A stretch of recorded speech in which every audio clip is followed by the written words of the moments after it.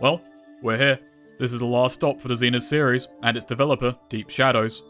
This is the Precursors, and I'm going all in on this one. This is going to be perhaps an excruciating level of detail, so watch it in chunks, or otherwise get comfortable. And for those who watch it in chunks, I've got timestamps in the description so you can get back to where you were. If you're just joining us here, the Xenus series is an ambitious series of FPS RPGs developed out of Ukraine. I've got videos on the former two entries, a lot of elements in gameplay carry over, so for full context, I would advise watching those first. They feature a blend of shooting and driving, and much of the shooting and driving happens because of dialogue, with a faction system influencing who you're driving towards and shooting at. The combat is deadly and the healing system interestingly restrictive, adding a cast of quirky, strangely written characters, and a lot of awkwardly handled but for their time unique gameplay mechanics, and you have Xenus. This is a series that is ahead of its time for better and for worse.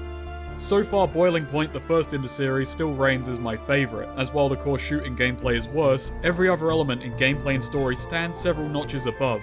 But could Precursors come out on top, or will this initial charm continue to wane? These are questions to ponder if you haven't read the subtitle. Regardless, there is already a big shake-up underway. While the first two entries took place in contemporary settings, Precursors isn't quite looking to rest on its laurels. Precursors is jumping the series into the far future, a science fiction adventure featuring multiple worlds, alien races, and spacefaring gameplay, with a mysterious race of ancient aliens that we've all heard before. But hey, benefit of the doubt, maybe they'll have a unique twist. Before we start the game proper, I want to talk about this menu screen. I mentioned how in White Gold the best music somehow ended up being used on the driving. Well, in Precursors, it somehow ended up on the menu.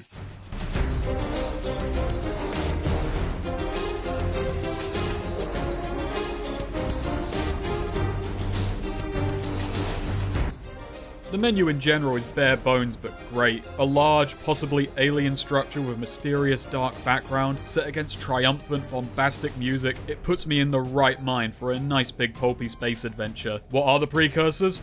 I have no idea, but I already want to blow them up. I'd boot the game up and just let the track play for a minute or two, because we're not going to hear it anywhere else. We open on a strange, alien world.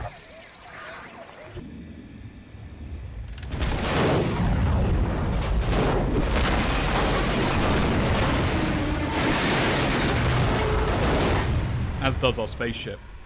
Alex, are you alive? I think yes. I'll check it out. Now's not the time to be sarky, you sod. I'm alive, partially. Okay, so much like White Gold, there are two dubs available, and our favourite set of office workers returns in one of them. Anyway, they remember that one of their number isn't wearing a helmet, and is therefore likely a protagonist, and this time, it's not Sol Myers. Wait, where's this new guy, Treece Creighton, or whatever his name is? I don't know. But maybe he was in the cabin. Oh shit, look at this. That creature is dragging Treece. Stand up, Corporal. There's no need to wallow here. Gameplay begins. Our two comrades round a corner and are instantly killed by acid-spitting plants. Rest in peace, Alex. It's an odd start for one of these games. We've got an assault rifle right out of the gate. We're dumped right into combat, and after mowing through some of the flora and fauna, we're given a rocket launcher. And if it wasn't obvious before, it is now. We're not keeping this gear. Still, it's interesting that at the third game in a series they settled on having a proper tutorial. We come across another crashed ship, this one surrounded by troops from the Empire. Big lads clad in power armor, and aided by a mech. I'm going to jump the gun a little bit, but the Empire is a group that we can cooperate with later on. Putting them in here as suggested enemies is an odd move. Now, I get why they did it. This is a sci-fi game, and they have the bulkiest, most futuristic looking armor. Besides this, there is a sort of embarrassing gameplay reason why they're here that I will explain much, much later. Also, you may be wondering why I'm a worse shot than usual. Well, this game had nearly a full second of input delay on the mouse, and I played for about 3 hours before fixing it. But now you're just thinking I'm an idiot. How did you not realize there's that much delay? How slow are you? Oh well, I realized it instantly, but I was actually so impressed by how bad it was that I wanted to see how far I could get with it. So yes, I am stupid, but I am also stubborn, and still a terrible shot. That's me. It won't come up when I talk about the combat proper. Suffice to say the fix was turning off VSync. We're told to thoroughly investigate the crashed ship by walking away from it into this cave, at which point strange, alien figures appear before us, our vision distorts, strange voices speak to us. and we see a loading screen. It's then revealed that we're in a simulation gone awry. The training program doesn't allow that. Such an error can't... How's Creighton? Treece has somehow shut down the program through willpower. But seeing as that program is clearly the Precursors, that may have well just been the Precursors. One of the scientists hints that certain individuals have the power to consciously influence quantum processes, but before he can elucidate on what that means for us, the gruff bloke gets bored. Take him out of stasis. When he comes around, tell him he got the full marks. The examination is over for today. Pro gamer here, give me a like. Treece, now graduated as a top-of-the-line pilot for his expertise in crashing computers, could have gone to the Elder Guard on Casilla, which we'll learn much later is his home planet. Due to a request from Captain Ridiger, a friend of Treece's dead dad Greg, he was instead assigned to Goldin. Goldin could hardly be called a planet. A hole on the edge of the universe. However, it was one of the last two planets belonging to the Amarn race. Think I should point out, Amarns are humans, and I only realized this fact way later. I thought Goldin was going to belong to a strange alien species who had occupied the planets of. The translation quality has taken another hit, but that might actually just be because of the setting. It was bad in White Gold, but that game took place on Earth, so I could fill in gaps in the world building because fortunately I too live on Earth. I could more easily make assumptions. However, now that shoddy translation has to actually construct a fictional setting, so I had a lot of misunderstandings throughout a lot of the story that I could only put together in retrospect. The fact that humans are Amarns is just the starting point. It takes me several hours to understand who Ridiger is and what the Elders are, and the fact that Ridiger works for the Elders, and entire factions are so poorly explained that I'm actually glad they're boilerplate and one note. I'd have trouble understanding them if they had any nuance whatsoever. Now, everything was run by either the Empire or the Democratic Union. Just going to let that one sink in? The only thing that Treece was glad for was that Ira was also assigned to Goldin. Treece and Ira didn't expect anything special from Goldin. They were confident that everything that awaited them were raider skirmishes in the desert and drunken brawls in the local bar.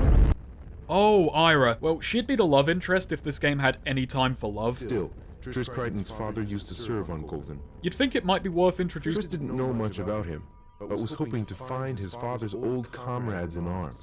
her at all before. Surely, they remembered Greg Creighton and could tell a few impressive tales about him. She's a fellow graduate.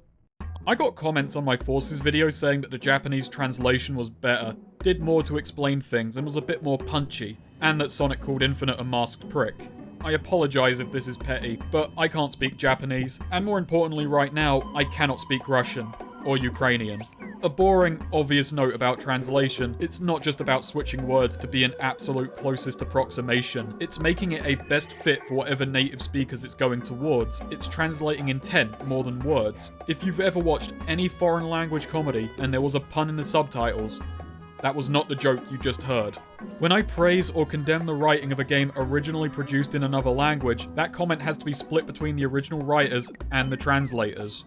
And translation is at times handled by a third party and not the original developers. They'll likely oversee it, but they won't be the ones doing it themselves. It's not just words that change in translation, parts of a story occasionally go with it. And whoever was doing the job on the Precursors may well have been doing this poorly. It's not just sloppy in conveying the story, the technical quality is also a train wreck, rife with typos and grammatical errors. There are two translations you can go with, and I played parts of both. The first was the one that came bundled in with the patch on the Patches Scrolls website, and this is what I would recommend. While still not good, it's the more competent and legible of the two. The downside is the cutscene's English audio has been buggered up. I kept the patch but transplanted the translation you'd get with the Steam version back in. This one sits just short of being enough of a train wreck to be funny. Both are very odd, though that may just be the Precursors itself.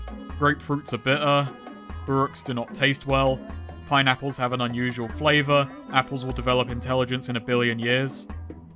Wait. Back to my earlier point. That may be a Ukrainian thing that does not work in English. Or not. I have no sodding clue, but I enjoyed reading it. This is the greatest shame of it all. I want to see what the Boiling Point writers can do with a science fiction setting. I've seen enough of them in Boiling Point and White Gold to know that they can write enjoyable, atypical characters and set up strange twists that I could not predict in a million years. Whether or not they're actually good twists is debatable, but I couldn't see them coming and I enjoy it for that fact. Character does creep through the translation, but with its poor quality, it's not fully realised. Luckily, some things are so ridiculous, there's no way translation could tarnish it. Or on the other hand, there's no way a translation could save it. Look, the original script may also just be shite. The point I've taken far too long getting to is that there is a layer of obfuscation in any game that has to be translated from another language. So, Goldin's a desert.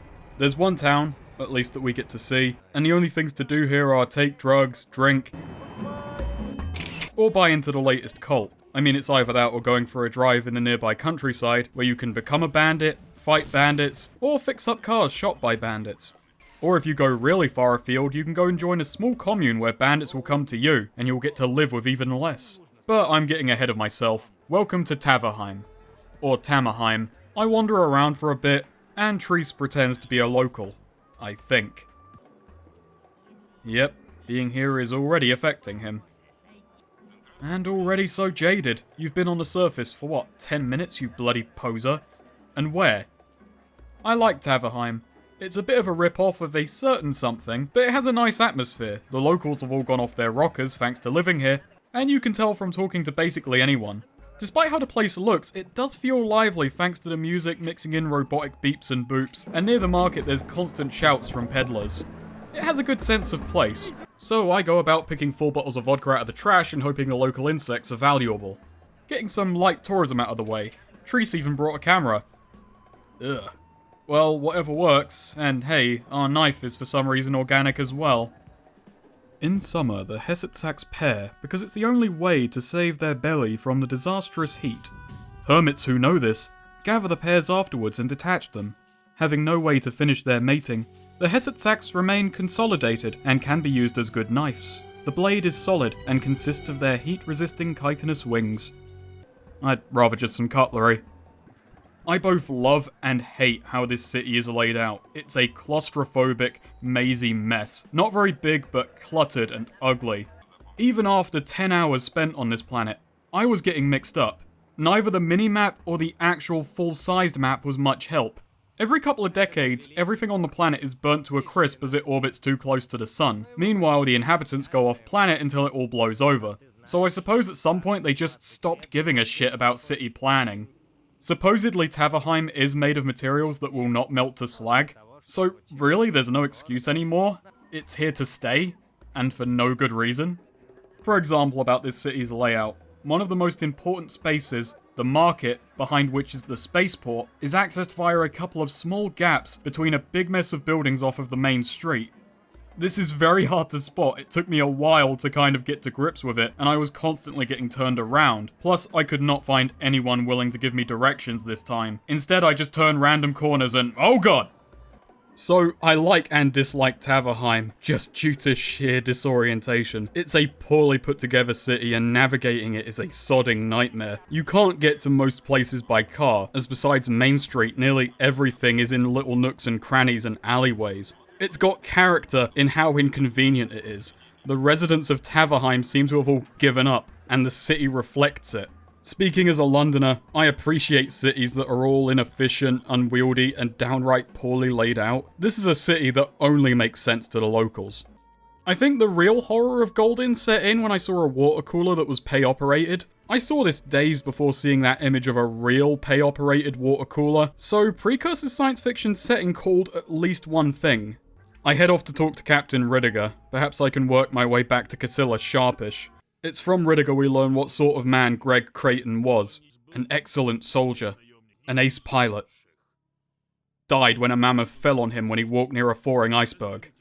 Oh, and he left us his ship, and 20,000 credits in his will. But after paying for education, there's only 500 left. And the ship needs repairs. And it's an older model, so it needs a really specific power cell. Thanks, Dad. We're then regaled with a story about when Ridiger served on a base that was shit on by giant flying fish. Ah, that's the Xenus I'm here for.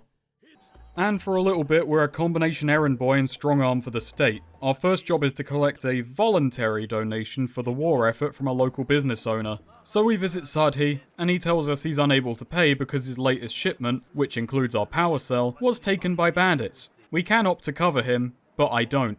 In any other series I'd consider it, but this series has beaten any sense of charity out of me. Wrong. One successful job and Ridiger's already talking about transferring us to a nicer planet. And oh look, it's Ira. She's adjusting. That's nice. Second job is probably the lowliest grunt work we'll ever do, yet also an insane step up. A shipment of spices meant for Ridiger hasn't arrived, and he wants his fried glig meat. We're sent to find out why, and a rather incompetent delivery man named Delivery Man says nothing's coming from Sunax due to some troubles, and says I should go get it. He tells us it's peaceful as he hands us a shotgun, which is about the level of mixed message I've come to expect from this goon. So we hop in a ship and are on Sunax right away. It wasn't until many hours later when I had my own ship and access to a galaxy map that I realised how bloody far away Sunax is. It's in a separate star system entirely. I dislike the pacing of this part for a few good reasons, but chief amongst them is this mission. It completely undercuts how curious I am about actual space travel. We've jumped halfway across the galaxy so an old man we just acted as muscle for can stuff his face. And this wasn't a quick and easy meal either. We kill several packs of violent, rapidly breeding, saber-toothed helldogs to get a condiment, and it's at this point I fixed my bloody mouse. We deliver a water purifier to a small commune, and they tell us of their bandit problems, and it turns out it's these lads who likely have our power cell. With plentiful enemies ahead, let's talk about gameplay. The overall flow of combat is much the same as White Gold, built mostly around medium to long range combat. Both you and the enemies go down fast, at least on hard. The health needle, addiction, and locational damage systems remain. Naturally, it's not the exact same. Some adjustments and additions do set it apart. We have to begin on a sad note. While still somewhat possible, the ability to sprint jump like a coked up kangaroo has taken a hit. I can still build up some speed and here and there it's useful, but I'm no longer using it all the time. This is partly down to the replacement of certain speed up perks. And to follow that up, a second sadder note, enemies now have deployable, transparent, one-way shields which they can shoot through, but you either need to wear down, corral them into leaving, or if you have the wheels, speed on through. If one lone enemy type had this ability, they would be a nuisance. They would be my least favourite enemy, but I'd at least concede they'd be mixing things up. However, a majority of enemies have them. I want to note that unless you pop the shield, an enemy can just immediately redeploy it after moving, and they are not shy or conservative in its use either. Why would they be? And somehow Treece has never heard of nor has any interest in acquiring this tech. The shield makes sense as a response to the far more open gunfights, especially on Goldin. Enemies generally have less cover out in this desert, so a shield ability like this seems like a good idea, but all it does is make the combat dull and uninteresting. It's worse in the actual mission segments where enemies have genuine cover and you have to approach them from a specific angle. It does not mesh well with that, it just gives them too many advantages. Xenus as a series punishes exposing yourself to enemies, and it punishes it quickly. A lot of combat is about finding good cover and then exploiting that to kill enemies, giving them as little time to actually respond to you as possible. However, since enemies can attack through these shields, and popping them forces you to be exposed for an extended period of time, it's a feature that just forces you into taking damage. It forces you to play the game in a way that it also punishes. There are times when you can get an angle on a shield, but it's uncommon and unreliable, and even then, just serves to slow the combat down. The change of setting has necessitated some new weapons, but really humanity hasn't changed how they kill each other all that much. An assault rifle got the job done in the 21st century, and thousands of years later not much needed to change. They have standardized a bit mind. Only one weapon of each type really exists, so a majority of enemies you'll face will be using the Lenkon assault rifle, and very rarely you'll see a shotgunner or sniper. The weapons of the future are a bit hit and miss. Seeing as the game only has one assault rifle, they've just sort of made it a perfect all-rounder. Decently powerful, accurate, good at all ranges. Thankfully it makes a good noise and has a good kick, so the tool you'll be using for 90% of the game isn't a total letdown. I do dislike the bulky, dull yellow look they've given weapons, but seeing as I have a distaste for futuristic guns in general, I may just be hard to please in this regard. I should just be thankful it doesn't fire lasers. You'll be using the assault rifle majorly besides, as your other options aren't really that great. The pistol is a pea shooter. It does have an interesting caveat, however. It operates on charge instead of ammunition, making it a decent fallback option you only need to dedicate a modicum of inventory space for. The shotgun is sadly abysmal. I wouldn't say it's weak, but its effective range, and well, effect, is inconsistent. I'm serious when I say that I could never get a good grip on this weapon, and sadly enough, the assault rifle worked better at what should be its range.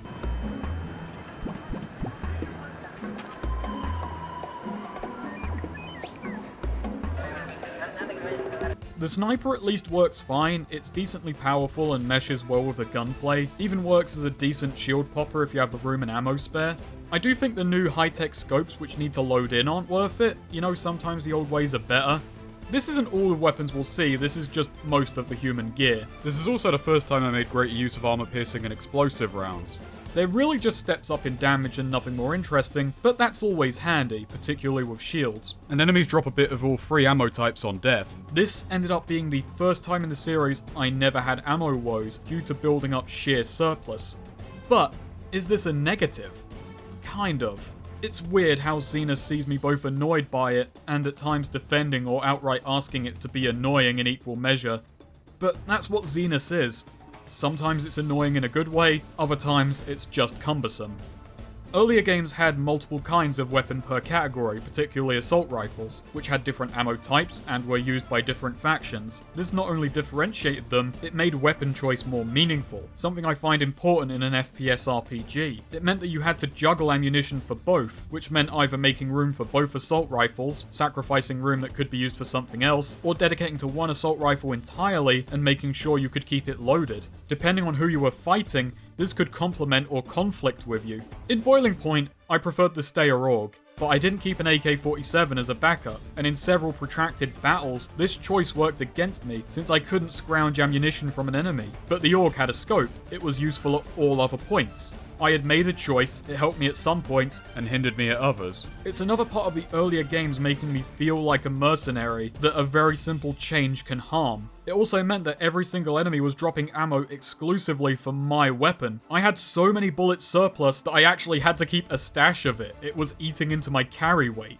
This is also the first game where I delved into weapon upgrades at any great length, since I realised early on that I'm not going to be trading the Lencon in at any point. They're not terribly interesting, there's only one tier of upgrade per category, upping things like fire rate, magazine capacity, or for some other weapons things like power or range. The Lencon essentially turns into a bullet hose, the sniper rifle got a bigger magazine and twice the fire rate, and the shotgun was slightly less awful. Upgrades can be installed by the player at a hefty chance of breaking them, or you can pay a gunsmith to affix them for 100 credits with no chance of failure, which, after the price of the upgrade itself, is peanuts. There's an upgrade to give better crafting odds without solid numbers, so I didn't go for it. Since I was never going to get rid of my upgraded rifle, it became an obsolete perk before long. We've also got rocket launchers, and I'm going to put it in the same category as the better armors. Perhaps unfairly, but it's for the fact that they're too heavy to really use. Look at these here carry weight level ups. Your carry weight starts at 30 kilograms, so plus 10, then plus 15, then plus 20. Not accumulative, that's 50 kilograms of weight in total.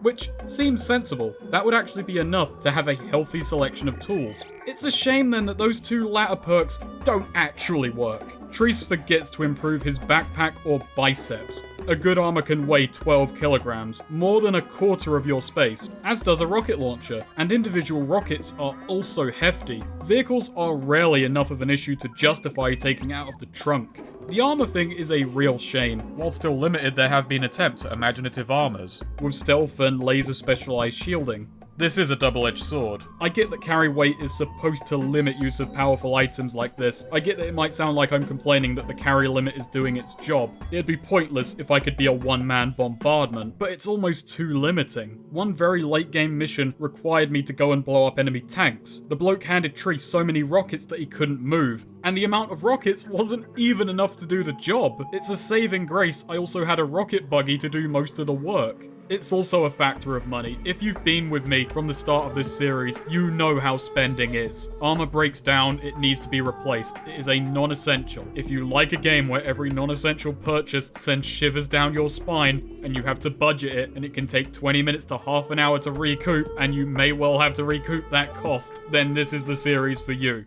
Vehicular combat is a lot more encouraged this time around. Every single car in the entire galaxy is an all-terrain buggy with at least a machine gun mounted to it. Even the civilian craft. It's handy as extra hit points, and the turret can clean up nicely, but I rarely used it. For one thing, the crosshairs are still misaligned from the last game. It's not hard to adjust, but it makes on-the-fly shooting harder than it should be. For another, enemies seem to be expert marksmen when it comes to popping tires. For a Finall, I never found anywhere in the game to refill turret ammunition or buy new tires. Each one had a spare in the trunk, but that was it. I mostly just stole new cars where and when I could, and spent the rest of the game worrying that I would exhaust the planet's supply of tires. As for the driving itself, it's an upgrade from white gold, and is therefore just utterly okay. You point a vehicle in a direction, and by Jove, it goes that way without argument. Not very fast, mind, but that's what the motion blur is trying to hide. Not to mention that every vehicle in this game struggles so pathetically with hills. It's even worse when tires get popped, which doesn't send the vehicle out of control. No, it just dramatically kills their speed, eventually to a crawl. I think my one good moment with a car was when I was assaulting a bandit base. Still getting used to those awful shields, and they had a nice big choke point in which they could slaughter me, I was having issues. So I ramped a buggy down into their mineshaft, and the turret carved a nice path in for me. Ironically, the vehicles kill better in a cramped environment than an open one. And it's in shooting through this base we find our power cell. Ridiger sends it off to be installed, and this will take some time. Maybe we should go out and actually explore for ourselves. Oh god! Precursors puts a bit more life into its wildlife, and unlike white gold, both foes and fauna are going to respawn, so we can actually go out hunting for goodies, and get our tires blown out every time we leave town. The world feels a bit more alive again. It is swings and roundabouts. I had fun going out and running down Krakouts, gunning down legions of pengs and then selling off the goods. Then we have the Nose. Or Gnos, or Gnaus. I'm just going to call them Nose.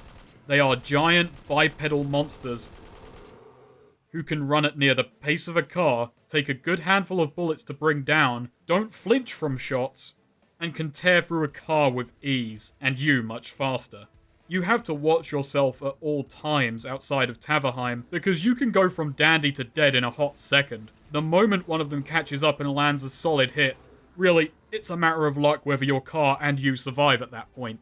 And all of this would be fine with me were it not for... Oh god! Yeah, pop-in can be a little bit of an issue. The hilly layout of Goldin really doesn't help. And the speed at which Nose act and the power they do it with means that death can be in front of you and you will not know it. The hunter warned me they needed to be wiped out, and I wholeheartedly agree. I am actually out here getting some revenge. A hunter did task me with gathering some of their claws, and another bloke has me out here to prove that a local cemetery has become a nest for them. Yep, this is an RPG, so I am doing odds and ends for the locals. Here are some of the side quest highlights. Let's start strong. I'm out driving around, and I happen by a mine that has erupted. Treece notes to track down the owner and report the explosion. When we do, he forces hush money on us. And that's the end of the quest. At one point, I escort a drunk back home. He's not under threat or anything. His wife, for whatever reason, just wants me to do it. He's been an alky for over a decade following an embarrassing silence-related incident. He moves at roughly the same pace as Continental Drift, so the biggest test here is of my patience. Some bloke wants me to go and take photos for him, taking pictures of several landmarks on the planet, both in Taverheim and without. This includes the Temple of the Elders. The area around the temple doesn't allow us to equip our weapons, and those guys must believe cameras steal your soul or something, because Treece is not whipping it out. I did get the photo, I just had to do it from a great distance. Speaking of landmarks, there is some odd stuff out in the desert. An artist wants me to defend a floating Rubik's Cube from bandits so he can get inspired by it. He tells me to drop by an art gallery I could not find later. It's a ghost. It's an actual sodding ghost, and this is all he has to say about it. Treece has no comment. Maybe we should find our dad and ask about the mammoth. A service station ran by a man called Vinny fucking Jones is having bandit problems. They're stealing goods and therefore undercutting his prices, so I drive out to drive them out, and they're away. I checked back multiple times over the course of this game and they never arrived, so Vinny's really got nothing to worry about. He did waste my time, however, so I decided to take some payment for myself. You see, in an effort to make the interiors feel more lived in, food and drinks have been scattered around everywhere. But they never got around to making people care if you steal anything. Nor does the AI care if you pick, lock and steal cars. It's just one of those things that shows the insane lack of attention to detail.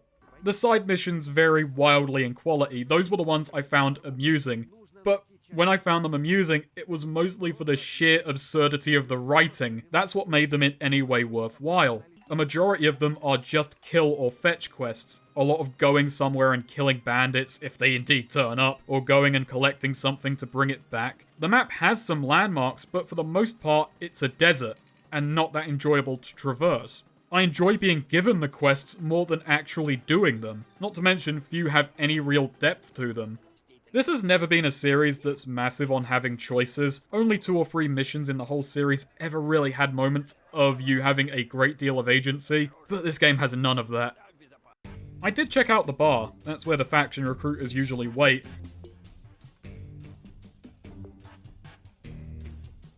And seeing as I don't know how the elders feel about moonlighting, I'm willing to chance it. There's one from the Empire, and one from the Democratic Union. Both are cagey, as they know the other one is there and think they're spying on the other. More importantly though, neither will recruit me. And no, I still haven't got a clue what either group wants or does. They're saying they'll go to war over Goldin soon, so both are here in an effort to win the local populace over before the conflict starts. But all I can gather is that the Democratic Union sees the Empire as old-fashioned, and the Empire sees the Empire as right. A nearby drunk isn't much help. I get it, there will be a fight. What does this mean to you and to me? Will they tax alcohol less? I need to know these things to make my decisions. We do get some highlights from him at least. The local elder's ascension is sketchy, but I don't know who the local elder is, and no one seems to know why it's sketchy, so that's an odd suspicion. And Ridiger is well liked, but age is catching up to him. The barman has his thoughts on the Precursors, and good god, he could be describing any number of universes. They are ancient aliens who left a bunch of crap behind, and no one knows what any of it does, but he suspects that they're weapons. And Treece, for whatever reason, gets kind of argumentative with him.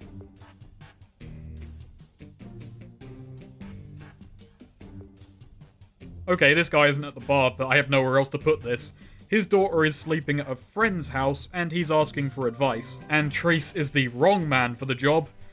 What the fuck is this, Treece? I am dodging the question on your behalf, you flowery twat. Before we get to Ridiger, we've built up a good bit of experience, and that means Treece has leveled up. It's much the same as White Gold, an extra hit point so that by endgame, we'll take another half gunshot. And a selection of perks. It's actually got some order to it for one thing. Perks are categorized, and how they're laid out is a teensy bit more sensible. And as for the perks themselves, well, nothing here as bad as unlocking a perk to look down your sights. It's mostly just flat bonuses, better pick locking odds, greater accuracy, greater running speed, and none of the bonuses are observably large, at least from the ones I took. I did take the perk which made factions dislike me slower, which just meant I could get away with killing more of them before they shot on sight. It's an ability that doesn't improve Treece so much as make the whole universe stupider.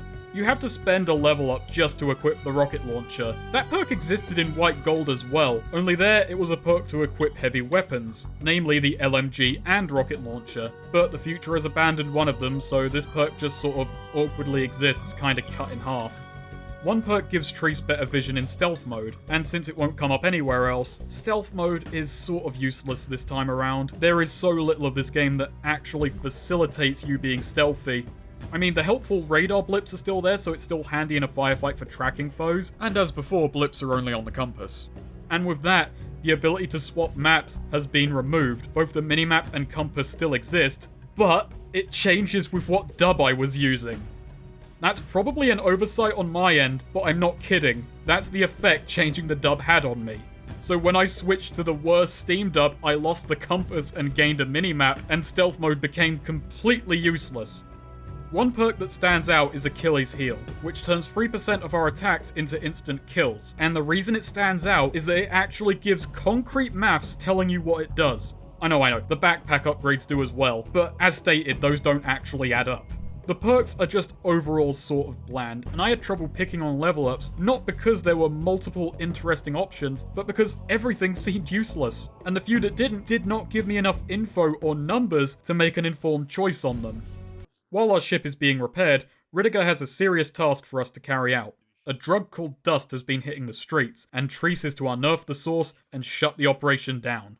It's noteworthy a quest for a couple of reasons. It's the first time I need to pay up to progress. It's only a small fee, but I can tell they're breaking me in gently.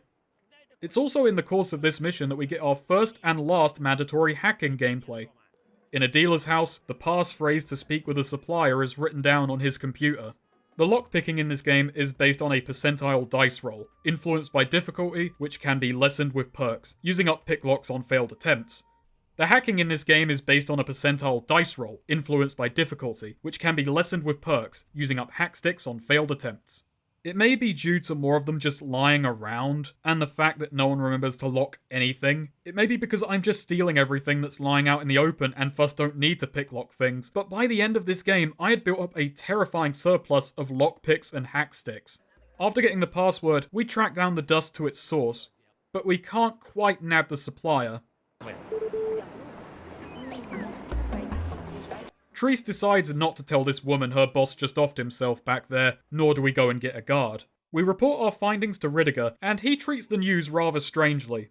And with this, our ship is ready at the landing, lad. The Elders need a pilot, and Ridiger put us forward. We're to head to Nari Station and report to Commander Keaton. We got it. It's here. Our ship, named the Sun Queen.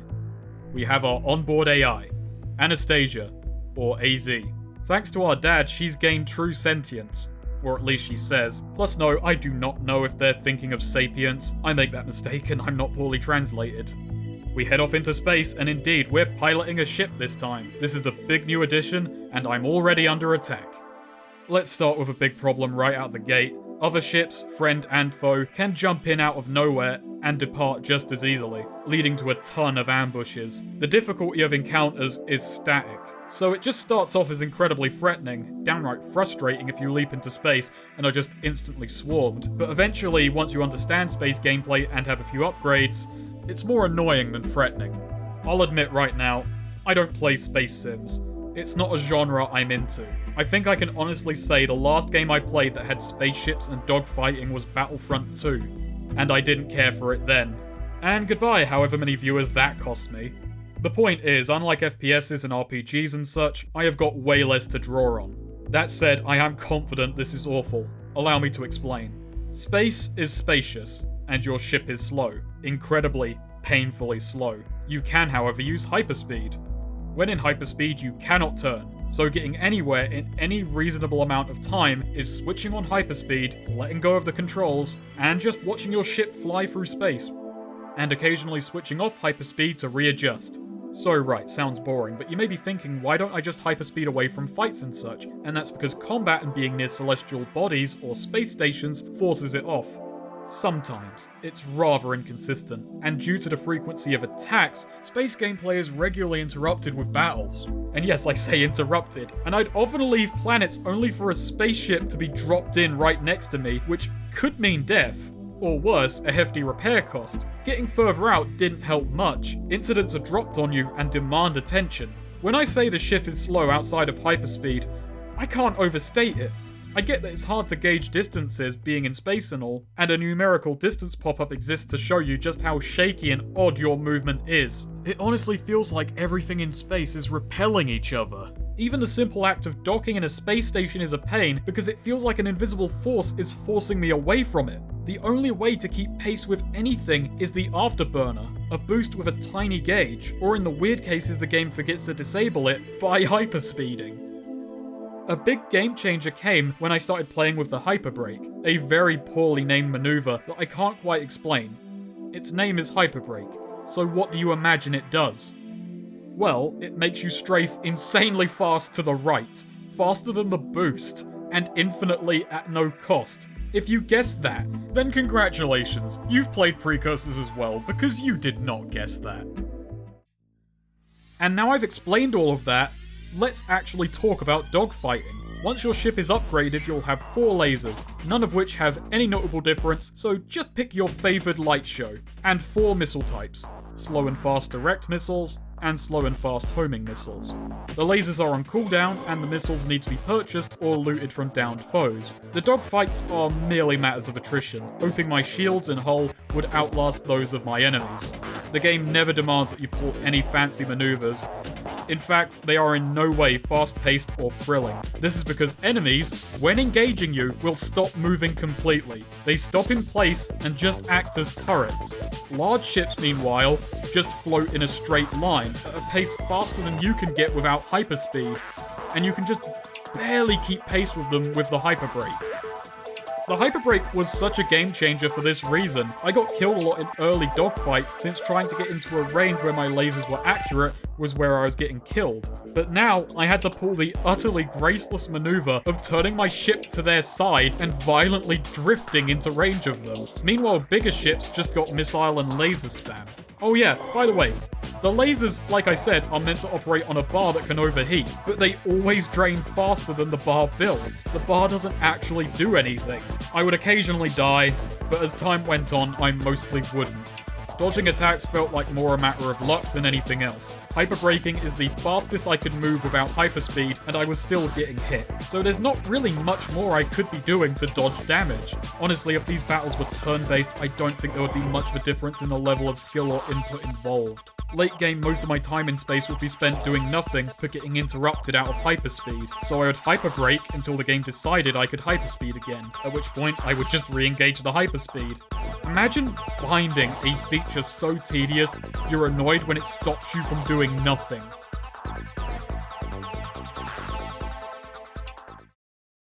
So, off to the space station. And before we get to Keaton, I just want to say I really love this alien's design. There's only a small amount of alien species in this title, and only one of them can even move or do anything beyond talking. So it's a bit of a wasted opportunity, but hey, his design's nice. I like it. He can just float there looking like that. Keaton's got a small series of jobs for us, protecting a caravan moving goods, killing some raiders on his behalf, and then stopping a ship smuggling Niftidium. I suppose I should add by this point, I was more than 10 hours into this game, and about 3 to 4 of those hours were spent tackling the main quest, and there is yet to be any whiff of an actual plot. These aren't side missions, these are actual story-required missions. I do appreciate that each game in this series has mixed up the structure in some way, but this game is completely aimless for so long. I originally wanted to point out that it does this without actually adding anything, that we don't actually learn anything about the wider universe, so this time in story terms is utterly wasted. While it is still wasted, this is a bit wrong. It's just that we learn a lot of little things that then never get expanded on or tied to anything else. Sunax is a spice planet. There's a small village in the desert that needs water. There's a drug called dust. There's a war effort that needs money. There's Niftidium smuggling. Treece had a dad. All of these things come in, but then do nothing. And the Treece's dad thing is hilarious to me, because it establishes early on, I wonder what happened to my dad, and then he gets his answers 5 minutes in, and he's done. Just bringing all this up before the next mission changes absolutely nothing. People have been saying Ridiger doesn't have good pilots, so we've been entered into a race on his behalf. So off we go. We find our competition, get into range, the game takes control of my ship to line it up with the others.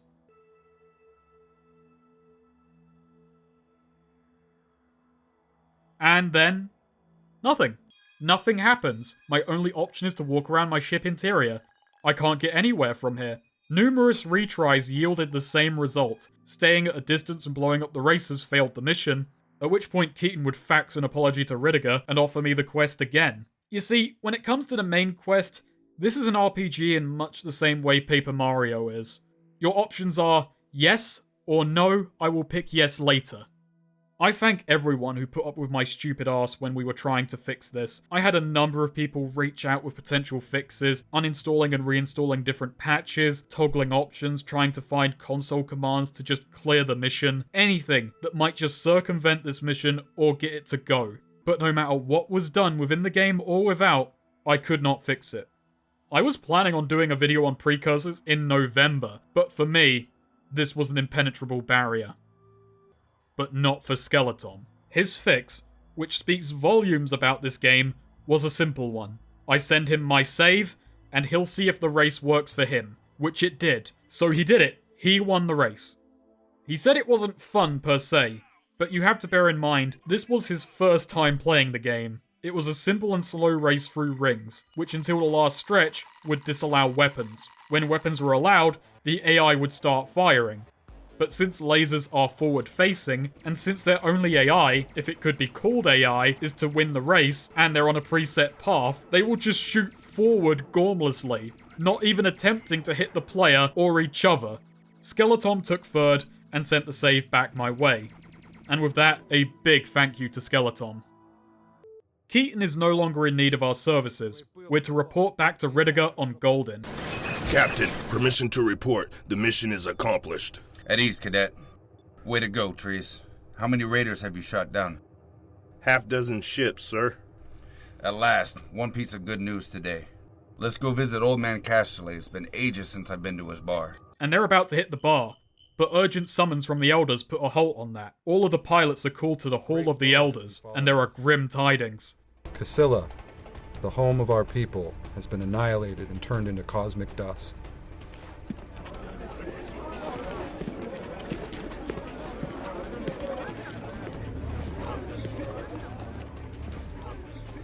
We've just received a recording of the incident from the station.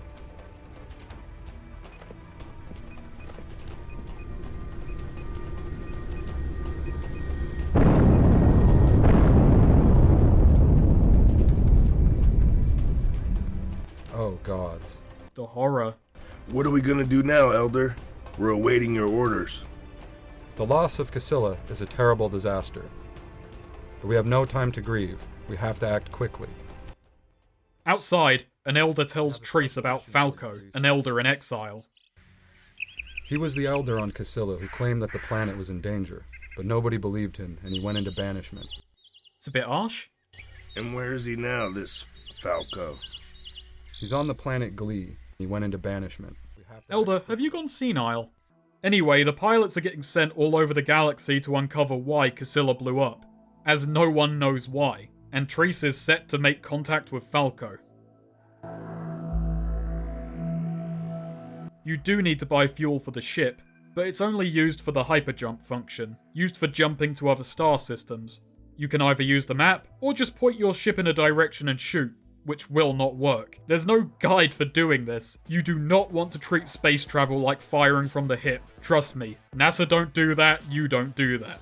And for those wondering, Casilla is in the Armour system.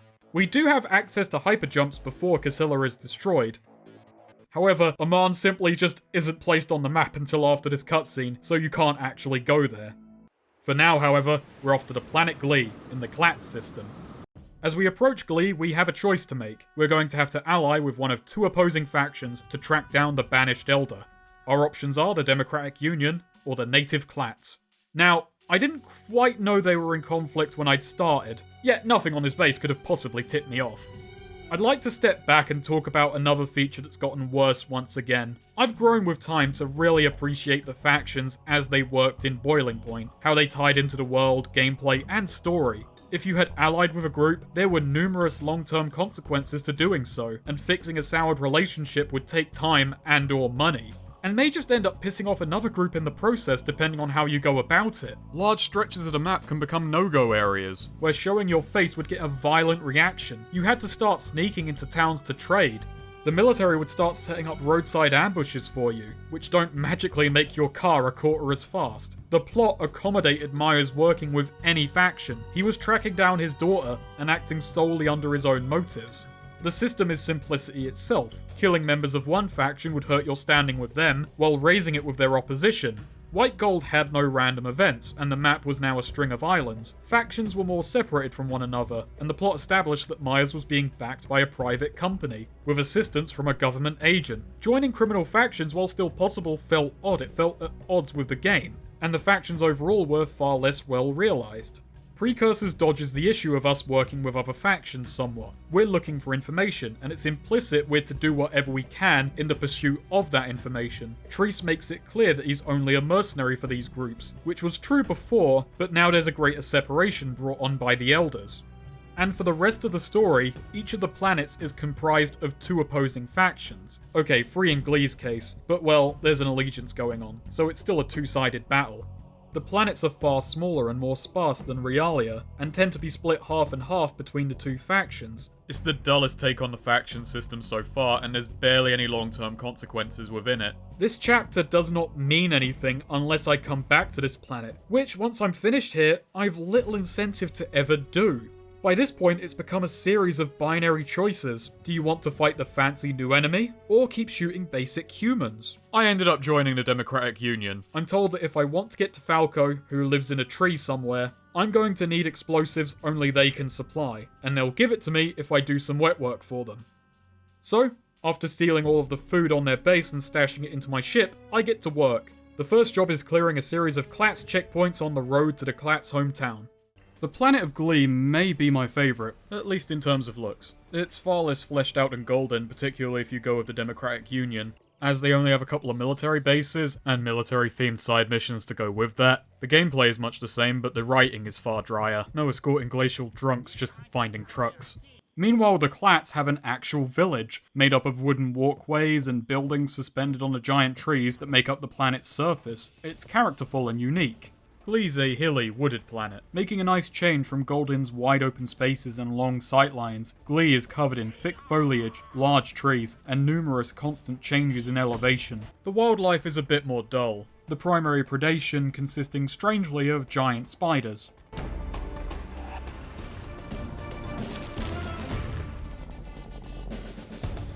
These little guys are cute though. Their feet don't sell for much. The Clatz are Glee's indigenous species, a primitive race of bipedal bird people. They do actually carry unique weapons that do differentiate them somewhat from the Amans, and we can make use of that gear should we get our hands on it, a couple of which are suitably alien in design and function. It's a bit of a letdown that Clatz are incapable of flight and their AI isn't actually distinct from any other humanoid enemy, but that's peanuts compared to the really big letdown that this primitive race who live in trees and build out of wood are using those bloody shields. You may be looking at their weapons and thinking they may actually be quite an advanced people. These are lasers after all, but that's because all of their gear is organic.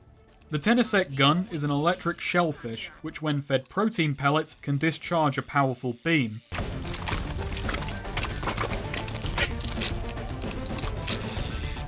Besides that, their snipers are still using crossbows. There's a beautiful sort of irony that the shields actually pair better with these weapons than with Aman ones. The Clatz can tear through you. The most technologically advanced tool is a laser spear, but that was designed by the Democratic Union for use by the Clatz who swore loyalty to them. My favourite weapon, which I never used, was the Sinudu gun, besides the fact that it's just fun to say Sinudu. When fed a certain type of spider, it will fire green blobs, which mess with the molecular structure of whatever it hits, shrinking them down drastically. After a few seconds, they'll pop back up, none the worse. It takes them a couple of seconds, but if you can land a shot with the Sinudu gun, you probably could have just shot them. I realise that's a boring way of seeing it, but this is the kind of game where it's better to kill an enemy rather than send them to the naughty corner. There is something about the Clatz weaponry that doom them, however, and ironically enough, it's because of a positive. And that reason is, unlike Aman weapons, they're not victim to weapon degradation. Wear and tear has been a feature since Boiling Point. Enemy weapons tend to be in a sorry state when you nab them, making them prone to misfire, and repair kits are expensive. You're incentivized towards buying and maintaining your own gear. The only real use of enemy weapons is unloading them for extra ammo and maybe selling them off. And not for much, since the weapon would be in poor condition. However, Clatz weapons cannot degrade, and are thus always highly valuable. Not to mention their primary gun, the TehSnakerer, technically has 100 rounds per magazine. You get a full mag when you unload a weapon, so that's 100 bullets, each of them selling for 2 credits. That adds up. This isn't even a species thing anymore, it's just financially prudent to kill more Clatz. They're worth 800 a pop. Even at their best, an Aman doesn't fetch a quarter of that. So, Xenus proved that I am capable of great evil, as I got on my ship, landed in the Clatz village, and gunned down every guard I saw. Yeah, the only reason I have footage of this village was because I ransacked it, repeatedly. Then I logged all the gear back to my ship, and it was sold to the Democratic Union. This was also the first Xenus game where I had no money troubles. So, all those complaints about money on Goldin? I was wrong, but I didn't know it yet. There are a couple of things I've omitted about space travel until now. Flush with cash and curious about space, I decided to experiment more with space gameplay. At each space station there's a terminal for cargo, which are highly expensive commodities. I figured that there must be a way to get some cargo without spending up and trading. That's when I decided to go blowing up trade ships. And hey, there it is. Precursors makes it so much easier to earn money than either previous entry. There's just a lot more to go around, and I was annoyed when I finished the game and learned that in the course of the story, there were 2 times I needed to spend money to progress. I did not even get to flash my cash. And before you type your comment, I'm well aware that's the stupidest complaint I've made. The ship has a tractor beam, which you can use to suck up valuables to sell off, or just go about blowing up space rocks for tuppence. The real cash lies in cargo. It is, much like the rest of this game, as inconvenient as humanly possible. The amount of cargo any ship carries is totally random, and the crates are tiny and incredibly hard to spot. I realised that it took me minutes following each ship I took down to find anything. I realised much too slowly that it was because I had to wait for every bit of debris from the fight to despawn before I had any chance of picking out anything. Then getting the tractor beam to actually catch onto them is fidgety. So much so that my method of picking them up was just twiddling the mouse and mashing the pickup key. A small but terrifying oversight is that spaceships belong to factions. However, unlike the rest of the game, this is rarely, if ever, signposted. Anastasia has messages which pop up when a ship comes in range, but only a handful of them tell you which faction a ship belongs to, with no HUD elements to help you keep track. Even if you scan the ship, it only tells you where the ship is headed, which is completely useless information. I had an issue far later on where I blew up a bunch of ships, decided to get back on the main quest, only to find out that I had accidentally, literally, torpedoed my reputation with the faction I had sworn allegiance to, and had thus just locked myself out of progress. I mean, the fix was far easier this time, reload an old save and just undo an hour of grinding. It's still irritating because I had no good idea that I was harming my allies. Since I had money, I also bought ship upgrades. These are actually tiered, typically 1 to 4 tiers, but there's no reason to not just save up and buy the top ranked upgrade, since the earlier stages do not stack with later ones. This even extends to what I feel should be individual upgrades. For instance, if you buy the 4th tier laser and missile upgrades, you gain access to tier 2 and 3 as well, so why ever buy them? The game, to its credit, doesn't hide this fact from you. I should also note that, much like perks, most of these are essentially invisible. They're things such as shield strength, fuel capacity and efficiency, overall top speed, which can still never be as fast as the hyper brake. I did not feel any stronger after installing a ton of these as I did at the start. Fuel upgrades perhaps are the only ones that had any discernible impact. The most telling thing about the upgrades isn't what they did, it's that I felt comfortable enough to buy them all. This is the first entry where I didn't worry about scarcity. I had money, and a ship I could not lose, which had ample storage space aboard. I was loaded down with a copy of each weapon, spares to sell off, loads of food, a few spare syringes, and a small nation's worth of ammunition. It's funny how in Boiling Point I made a big deal about how I ended up caring about my car, considering it could be easily lost and a new one stolen. But when a car is loaded down with loot, losing it was a scary prospect. But this is Treece's dad's ship, with an AI that he nurtured and gave a stripper body for some reason. Yet I never felt that attachment to this ship, because it can't be lost. I can't get away from it, and perhaps it's because I dislike the space travel. Anyway, I was in good company with the Democratic Order, taking orders from the rather vile Dogan. Here's an embarrassing fact. I didn't catch on that they were a bit evil from the name alone. In fact, it was after my second village raid and after having done a few jobs for them, I had to stop and realise, oh, wait. But by then I was pretty deep in, so I didn't think about it much more. The Union is trying to force the Clatz to adapt to their way of life or die, though this mostly just seems like a pretense to kill them anyway. A common sentiment amongst the Democratic Union is that the Clatz are undeserving of such a bountiful planet. They are unapologetically imperialist, and I'm their spearhead. The plan they're working towards is opening a path to the Clatz village to launch a special operation. We partake in a handful of missions to clear the way and make sure it all goes off without a hitch. These are at least somewhat unique scenarios. Responding to an ambush and pulling a bit of kit out of the river, stealing a Clatz egg, only to plant it in a different clan's village and snap a picture, starting a civil war between the two groups. I had to kill everyone in the base to get this photo, but hey, maybe it'll work. Both sides in the conflict are bird brains. And after all this, after committing what I feel in my gut were war crimes, we top it all off by planting an animal lure in the Clatz nest and attracting all the local predators to their eggs.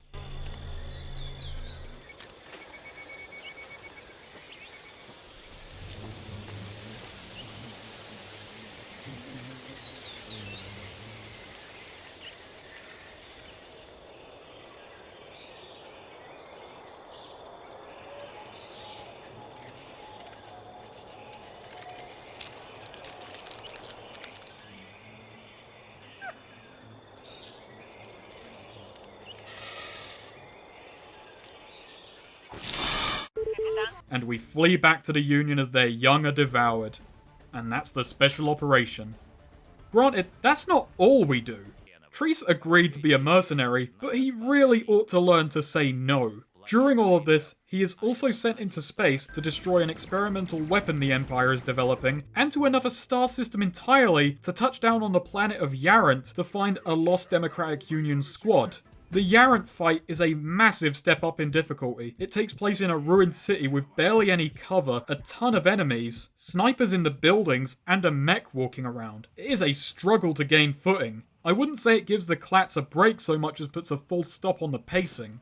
We learn they're developing some experimental gear from the squad we were sent to find. Sadly, the one survivor has been turned into a kind of force meat in his suit, so with his death he hands his job to us. So I slog my way across the planet, grab it, and then sprint jump as much as Treece can back to my ship. Previous games had us dealing with other people's problems to fund solving our own, and it did it quite a lot. Precursors takes this and it makes it the main plot. While it doesn't ask for money to progress, it asks for the busy work. We do get paid, but this game has more money than any other anyway, and there really isn't actually that much to spend it on in this one. One weapon of each type, enemies drop everything. This is going to sound weird, but compared to this, I sort of missed the grind. We're doing aimless work for hours at a time. Before, I knew the pointless work would end when I had the money to progress.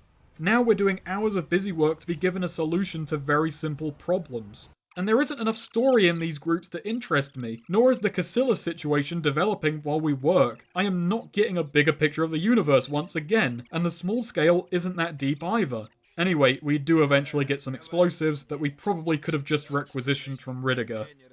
Before we can head for Falcao, an Empire squad airdrops in and attacks.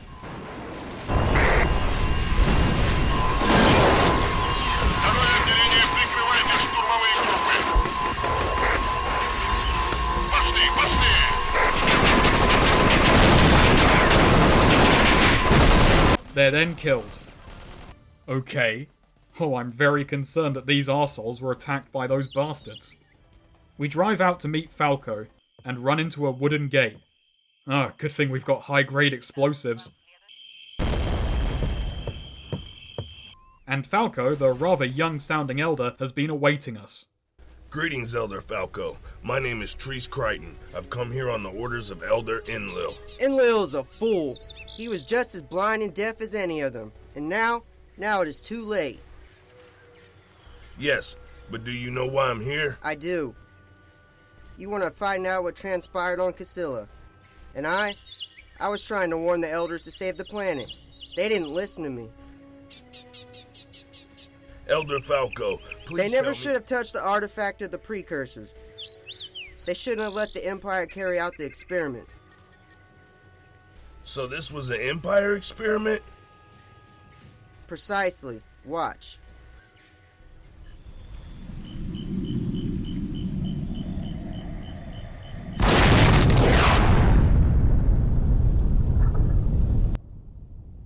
Did no one in the universe get a good shot of Casilla exploding?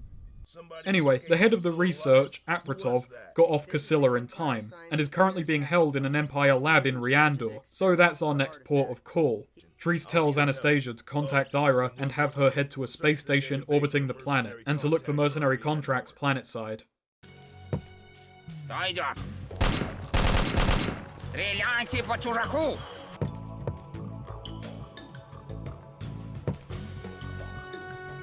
Тебе смерть, бескрылый! Treece gets 2 contracts, and this will decide our faction. On Reandor, it's the Free Traders or the Empire. As I said, the Empire is not an always hostile faction, so why have they been the go-to enemy? Well, like I said, their armor is fairly intimidating. But besides this, they are the bad guys in the tutorial for a very silly reason. Empire troops are technically distinct from human enemies. They wield chain guns we can't use, and they cannot use shields. Ironically, despite appearances, this means they are some of the flimsiest foes that you will face throughout the game, especially since by the time I was on Reandor, I had more than enough armor-piercing and explosive rounds, and the funds to get more. I don't doubt that they have more actual health than other foes, but the shield makes such a huge difference that whatever that amount of health is meaningless. And that's why they're in the tutorial. They're actually the easiest foes in a way. I'm also not sure if it's a good idea to prime the player so much to dislike a faction in this way. It could have been interesting if I had any reason to believe the Elders dislike the Empire in any specific fashion. More so if the plot accommodated Treece moving away from the Elders. But honestly, I think they're just in the tutorial because they're both visually distinct and easy. It would have made sense to put bandits in the tutorial, but putting Empire troops here makes Precursors look like it's putting its best foot forward. It only bothers me after the tutorial. Anyway, I'm sorry to disappoint anyone hoping I'm about to be a contrarian, but I do join the free traders. They smuggle goods, shipping anything valuable regardless of legality. While Reandor is an awful planet, it's kept alive thanks to the Empire defending their top secret lab and a free trader outpost. Much like the last planet, we need assistance to progress, and for our services, the free traders will give us a way into the lab. Before heading down to the planet, Treece meets with Ira. She's going to airlift us out when we nab Apratov, giving us a speedy escape from the lab. She comes and stays on our ship. Ira, stay on the ship. When I need your help, I'll let you know. Stay in touch. Take care. The free traders are the underdogs. Even their gates don't seem to work properly. Come on. They trigger for a second, so I don't know what's up. Come on. Alright, get out, hit the switch, get in. Yep, I had to do that every time I was coming or going. So a lot of our jobs are running sabotage or stealing equipment. One of our first jobs is to steal a mech with the ability to turn invisible. But I never see it do this. Pretty good then. We switch its invisibility off and walk it back with barely any resistance. The only reason I know it's capable of violence is because I'm attacked by this planet's own brand of giant spiders.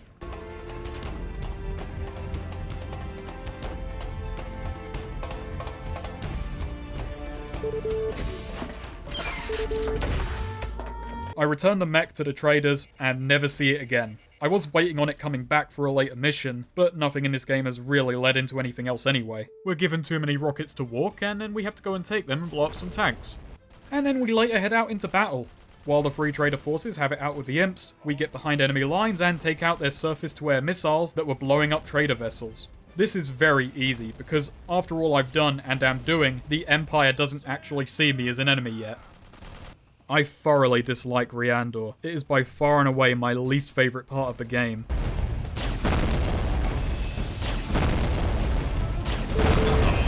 I've already said this is a mostly dead planet. Besides the spiders, there is no organic wildlife.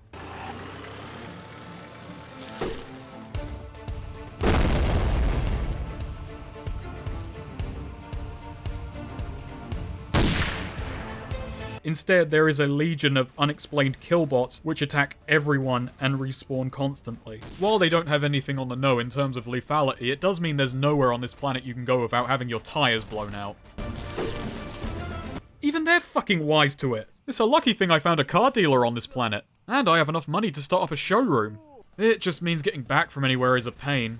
Layout-wise, it's pretty much the absolute distillation of the faction system. The map is divided into two halves, one belonging to the traders and the other the Empire. Running down the middle, north to south, is a big minefield, flanked by soldiers of each respective side. A lot of soldiers. The mines are invisible, so evasion is a guessing game.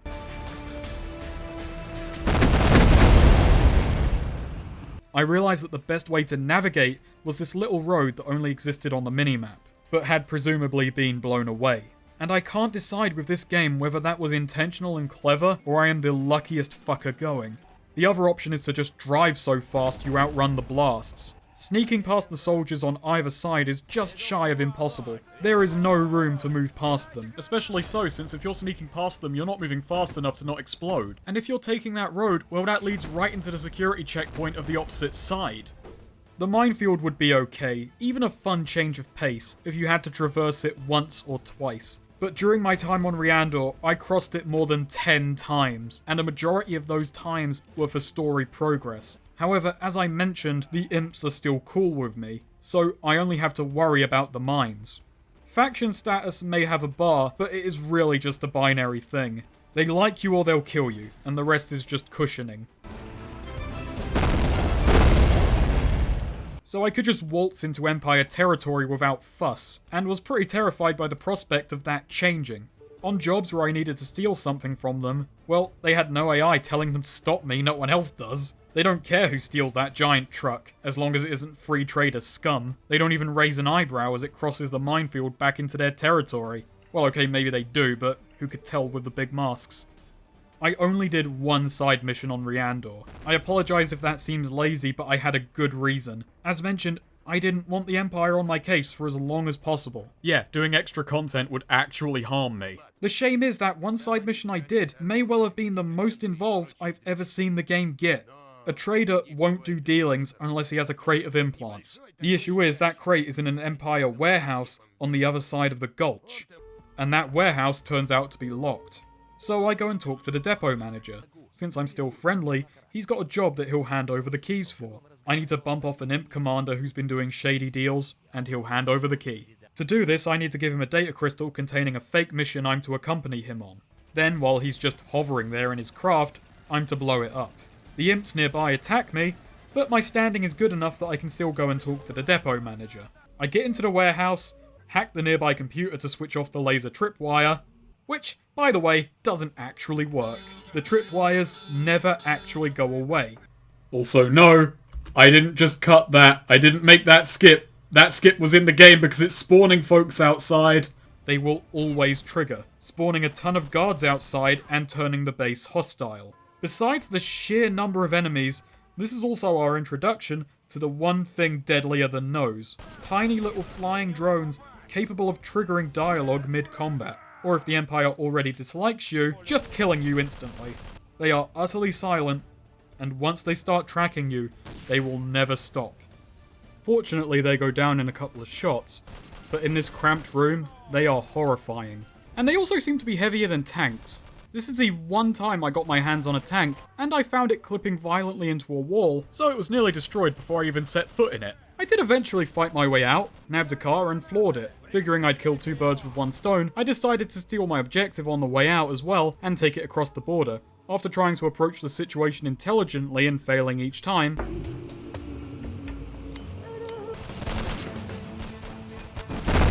I instead just made a blind dash for the truck, and let me say this, I can't do it. The truck was wrecked each time. I don't have the ammo, patience, or resources necessary to carry this job out. I would have to kill several tanks, 2 mechs, however many infantry, and then make it across the minefield with the truck still intact. Even if I took it really slow, I would have to kill everyone at an entire base to get the truck out untouched. I simply cannot haul enough explosives to do this task without several trips back and forth. Even if I make it to the minefield, this truck is so large and so ill-fitted to the bumpy terrain it is that I am guaranteed to set off some of those mines and take more damage. And the cherry on top, there are missile defenses on the imp border. And it's because of all of this that I reloaded an earlier save, and none of that happened. I stole the truck from a more indifferent Empire. And because Treece doesn't know how to say no, we're also sent on a couple of off-world jobs. One of which is killing the most dangerous pirate in the galaxy, who happens to possess the most advanced ship in the galaxy, and Treece accepts this job rather casually. I suppose it's been long enough that I should briefly talk about Treece, since the Myers of both previous games were interesting protagonists, both good at their jobs but socially not there. Seriously, nobody in those games ever liked them. They respected what they could do, but that was it. With Boiling Soul being a braggart and Golden Soul being a psychopathic, whiny child. Who is Treece? Well, Treece is a lot more boring a lot of the time. He's a military man, straight-laced and objective-oriented. But that veneer occasionally cracks, and underneath, he's a pretentious weirdo. Like we saw with that concerned dad. Or when he walks up to this man, and when asked his name, he can just decide to lie and call himself Ridiger to absolutely zero gain. I think my favourite trait of Treece is one that sadly only comes up twice. Occasionally, Treece has the option of pointing out flaws in the plan of his mission givers, even story stuff. Such as when Nakoto, our free trader contact, gives us a mission to kill a general who's planning an attack on his base.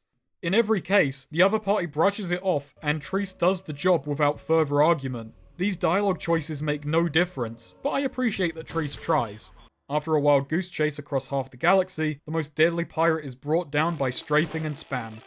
I guess that was a boss fight.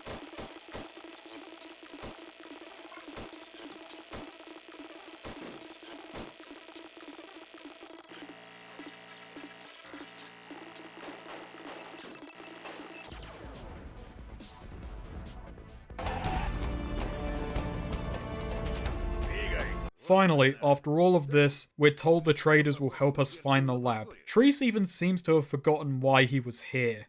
Scientist Harris Wright knows a guy who knows a way in. The issue is that this man is currently in prison for having been caught breaking in. And yes, it is too late to defect to the Empire.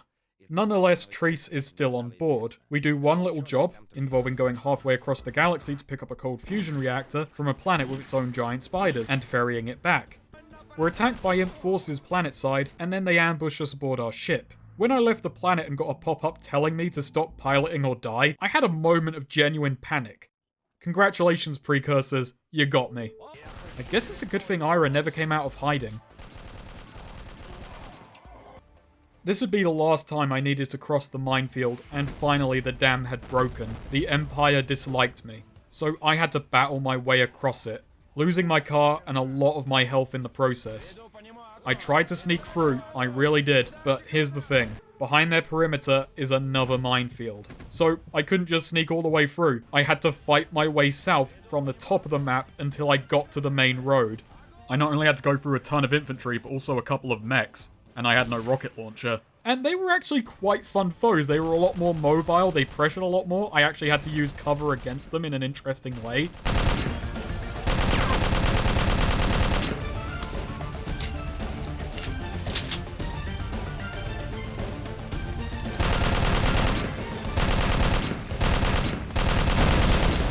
I'd say they were fun, but really only one was. The other one was a bit of a dullard. And I guess it's a good thing they're not using their invisibility. And I guess I can really say, I'm happy I didn't have to do this more than once.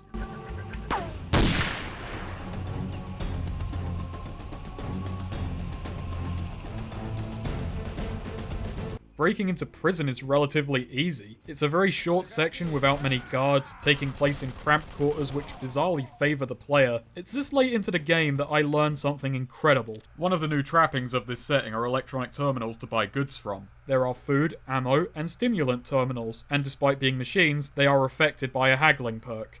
But that's not important right now. Stimulants are powerful health recovery drugs that lose efficacy with addiction. Treece build tolerance, which can be reset by a doctor. Not to mention they can be expensive. The food and ammo terminals tend not to have much of interest in them, only stocking a small supply of very basic goods.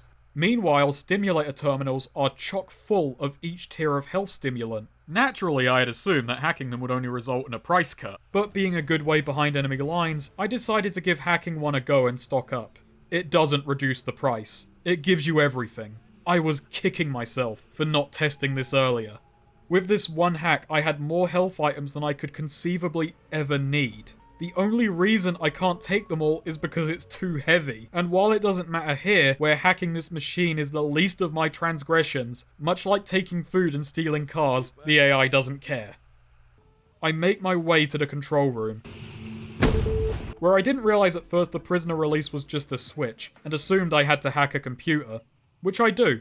And I learn all the computers here are just the same computer as the one from the junkie's house back on Goldin. It then gave me the objective from something I had cleared 15 hours prior. I was terrified. I reloaded an earlier save. I did not want to know what that might do to the Precursors. We hit the switch, and this spawns a scientist on a nearby hill. Sorry to ruin the magic. He tells Treece that a key is needed to get past a laser barrier, which he conveniently enough still has, and when he's thoroughly assured Treece doesn't value his own life, he hands it over.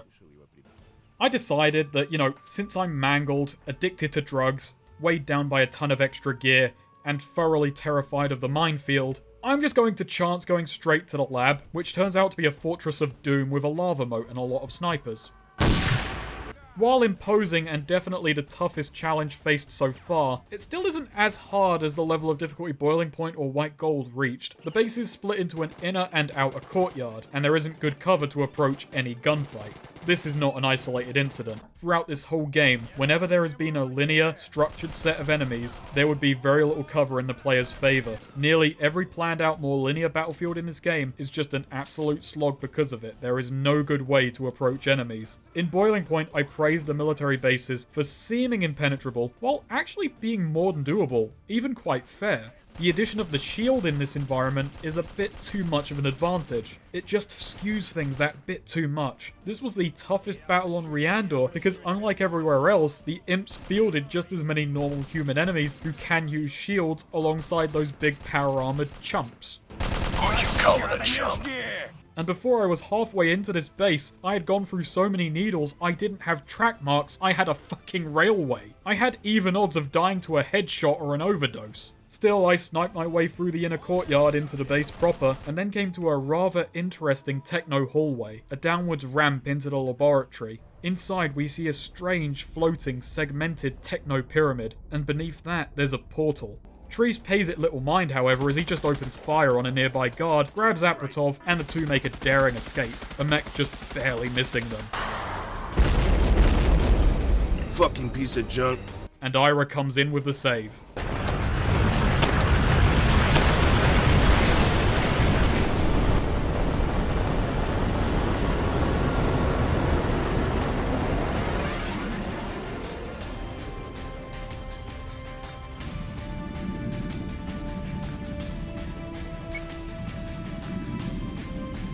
Ah, good old trusty Treece. Thanks for getting me out of here. What was that for? Treece is pissed. You're a monster. You're the reason And our Apratov planet has was mind-blowing revelations. Sorry, Treece. But if not me, someone else would have done it. The whole galaxy is in danger. If we don't learn how to use the artifacts of the Precursors, all the planets will perish. Not just one. Bastards. That was your fault. You switched on the device of the Precursors. That's why our planet blew up. The artifact on Casilla had its self-destruct mechanism activated. It turned out that our volunteer wasn't a pure-blooded Ammon. Only a genetically pure Ammon can resonate with the device of the Precursors. Your speeches won't save you now, Dr. Apratov. Oh, but they will. You need me. What for? Don't you want to solve the mystery of the Precursors? Hell yeah, let's get started. Are you having a fucking laugh right now, my man? I was so fucking mad. Well done, Deep Shadows. You've done it. You've made the actual worst ending I've ever fucking seen. What was that pyramid? Was it a precursor? What is a precursor? What does being a pure-blooded Amman mean? Who were those fuckers in the tutorial? Why was the tutorial the most alien and interesting world we saw? Can Treece crash computers because he's a pure-blooded Amman? Is he a pure-blooded Amman? Why were Reandor prison guards going to Goldin to get their drugs? It took me 20 minutes to comprehend that. I don't comprehend it, but at least I just decided to take it in. I had to go and watch a few Let's Plays because I had to double check that that was indeed the ending. I had to reconfirm that my game hadn't just broken again. I needed a drink and a lie down. Granted, it was 1 AM, so, I needed a lie down anyway, but I needed that lie down more so. I don't think an ending has ever hit me so profoundly. But that's it. That's the end of Deep Shadows. That's the end of Xenus. It raises a ton of questions in a matter of minutes, then asks one final question, read so poorly that it sounded bored. I already knew this game was lazy. The sheer amount of oversights, the lack of attention to detail, the shoddiness of space gameplay, the broken quests, the AI not responding to basic behavior such as theft, the fact that nowhere in the galaxy seems to sell tires. This is a game that has been stapled together. It is so fascinatingly broken. You can see that it won't be a pristine, polished experience an hour in, but it's only after finishing this game and looking at it as a whole that you can see just how little there is to it. After I finished the game, I reloaded an earlier save, and I started exploring all of the star systems, particular attention paid to the ones that the story never takes me to. There are a lot of planets, many of which have an orbiting space station, but you can't land on any of them.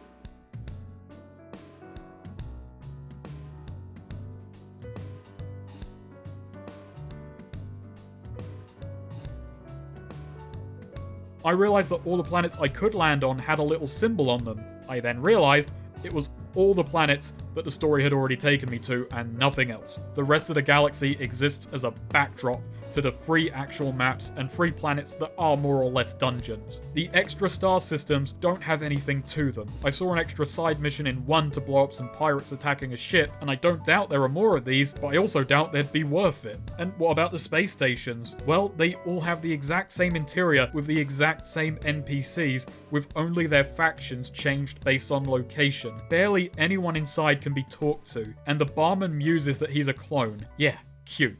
Sod off. If there are a ton of side missions hidden in the copy-pasted stations off on the edge of space, I'm sorry I didn't find them, but I am not combing all of these. Those 2 people in the bar, the DU and Imp representatives, never offer you jobs. No matter how late in the game you are, the Empire man will always say we're not scary enough, and the Union fellow will always brush us off. Perhaps I'm assuming wrongly they're meant to be quest givers. Perhaps this is the most subtle foreshadowing that this game isn't going to work like its predecessors. Perhaps it's just a joke that I'm taking entirely the wrong way. This is possible. It's just that the pub was where you went to get work before. I couldn't go to Amman before the destruction of Casilla, and their method to assure they didn't need to model another planet was to just remove a button from a menu. What the fuck is Ira meant to achieve? What about Ridiger, or Treece's dad? For all of the 5 minutes it feels like Treece's learning about his dead dad is going to be part of his character, but he gets the whole story, and it just sort of ends. Maybe he's embarrassed to learn how he died. And that's so much of this in actuality, on Goldin in particular. It feels like each story mission is trying to teach you something is going on in the universe, but then it just lets it hang. It's like a game master teasing plot hooks and then worrying he can't back any of them up. War effort, spice trading, drug ring, and then when he finally settles on the Precursors, he scrambles to slow it down as much as possible since he has nothing prepared. The saddest part is, while I was shocked and appalled by both this ending and White Gold's, I can't say that either of them was bollocking me, really. I was sent out to find why Casilla had exploded. Even if I don't understand it, I did learn why. In White Gold, I was sent out to discover the source of coke and stop it. And even if it ended just as a better story was starting, I did learn the source and stop it. It's so weird. They did exactly what they said they were going to do, yet I'm still mad. These are games built on a foundation of side missions funding the main quest, or at least they were beforehand. The constant dilemma of building money but needing to spend it to survive was accidentally or otherwise built into the plot. It was just as meaningful as how much health you had. The main character had a personal or professional goal, but they needed money to achieve it. So I've not really judged the stories as aimless before, despite having just as long, if not longer periods of busy work, for multiple factions who at times oppose each other. The fact is, it was being done under my own motives that made it meaningful. This is the first game where progress isn't gated behind money all that much. I probably spent about 5,000 in total progressing the plot, far less than normal. That bloke who said money isn't everything was perhaps the most prescient fucker going. Now we're just doing jobs to progress, but it's made the story just feel plodding and weird, and he never gets annoyed or indignant that in his quest to find out why a whole planet exploded, he has been roped into murdering a lot of people to further the goals of different factions, all to achieve things the Elders surely could sort out. Wait, no actually.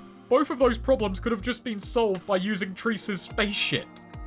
And despite how much time we spend in the service of 2 of 4 factions, we barely get any insight into the universe at large. The real mystery of the Precursors is why it's so short, why it's so shoddy, why it's so confused. It takes roughly a third of the game for the plot to begin, and then after hours and hours of gameplay, you get maybe 10 more minutes of story in between, broken up by admittedly varied jobs, let down by the most dull gameplay this series has had. And the bigger mystery is, I can't decide if I like this more or less than White Gold. I think the potential for fun is higher in White Gold, but Precursors moves forward at a more regular pace, even if I don't understand that forward pace. White Gold is less broken, but there's also less there. Precursors feels more complete, but in purely superficial ways. Wait, hang on a second. Darton? I've never seen that before. Hang on, let me just launch the game quickly and have a look.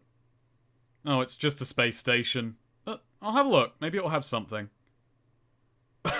Oh no. No, don't you come fucking near me. Fuck off. White Gold feels unfinished upon any close inspection. Precursors keeps that facade a bit longer. And for all of how bad the Precursors is, there are elements that I find charming. It's so busted and awkward that I have to beg a certain kind of person to play it. The people like me who appreciate garbage. If you want to see the totally unique ways this game will break on you, then go ahead.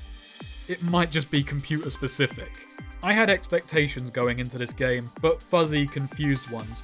White Gold was shoddy and half-assed, and that game was reusing assets to save time and costs. So what chances does a futuristic sci-fi game have? It's not just new models, it has a whole new type of gameplay. So perhaps White Gold was a stopgap, a cheap sequel tossed out to make money while Precursors was the real goal. Does that even make development sense in the slightest? Perhaps they're both just games that ran out of time or money or any number of things that could cut them short. Perhaps that ending was intended as a genuine stopping point for a sequel to pick up at, rather than a casualty of development. I haven't an idea. Perhaps Deep Shadows were just hacks, and all of this sympathetic trouble development talk I've been spewing is all wrong. Boiling Point shows me that they were capable of finishing something, but that had Atari backing. All I can say is, I don't know. I'm sorry, that's useless. I'm only looking at what's there in front of me. And as we wrap up Xenus, another thanks to Skeleton, and indeed everyone who helped with this video. For all of my animosity to that ending, I appreciate the fact that I reached that point and I wouldn't have gotten there without assistance. The Xenus series, Boiling Point in particular, is going to hold a special place for me, in equal measures due to its ambition and its flaws. When Boiling Point released, it was a genuinely huge game. More than a studio of that caliber should be able to produce. It was punching higher than quite a few others, and I think fate was not kind to them. It released buggy, and by the time it was patched, most major outlets had already reviewed Boiling Point as broken and glitchy. And even if it was reviewed well, it likely would have been niche. Their publisher Atari had already lost a lot of sway. This was post-driver free. They had likely lacked the means to do Western releases and half-decent translation without their help. And so they became relegated to Eastern Europe with later releases, and less funds to work with. I decided a good while ago that the remit of this channel, when not doing something bigger and mainstream because I occasionally feel like doing something it takes my fancy, is to make these sort of long-form analysis videos on games that would otherwise never get them. Dig into the weird and bizarre, both to satisfy my curiosity and make sure that they are in some way documented. Boiling Point is my ideal. White Gold and Precursors, in a way, are as well, but not for a reason half as positive. I don't know what became of Deep Shadow's employees after this, but I hope it was only the best for them. I should also note as we're closing, that while I do try to look at games objectively in as much as I can or really want to, my phrasing and way of approaching games is emotional. My observations are born from emotions. It may sound skeezy to some, but if I find something fun, I work backwards from there to explain why, and vice versa. Trying to be as fair as I can while still being informative and entertaining. And when it comes to a series in which I've played games prior, expectations build. Over the course of this video, I've put Boiling Point's story, factions, and the feeling of being a mercenary on a pedestal, and then critique White Gold and Precursors for being lesser versions, for not replicating or redoing these elements in ways I like. I can only say if you feel that's unfair of me to do, yeah, you've got me. I may put too much stock in them. How well the factions worked with the map in Boiling Point, for instance, may well have just been a happy accident, and when a sequel was made, the team didn't consider it that important a factor moving forward, and I'm romanticizing things that never held that much meaning to them. And that's all I can say, really. I don't know what the Xenus series developers, what Deep Shadows, found terribly important. I don't know if White Gold and Precursors were the games they wanted to make, but I doubt it. And with that, we close the Precursors, an utter waste of space. If you enjoyed this video and want to support me in further episodes of playing, please spread this video around, and if you wish, please donate to my Patreon. Every little bit helps. And at $5 or more, you get access to Afterthought videos where I answer viewer questions, test out things in the games they request, and wrap up any minor details that didn't make it into the main video. A thank you to my Patreons, Roomba-san, DBZKing119, Noonam, Sigurd, Tomascos, Armin Reddy, Austin, Wagman, Alt F4 Games, Samson, Arthur D. Gonzalez Martin, Johnny Z, Corrupted, Cages Joel Neonis, Zeno, Nick Morrow, Jonathan Gutierrez, Wrights, Elowin, The Tried Piper, Bran, Jonathan Hume, Tom Hughes, Jack Saint, Rafe, Andreas Huber, Hate Gregorian, I Love OP, a JoJo reference, Cody Drager, Pertwee Odedra, Psycho Soda Pop, Sturv the Khajiit,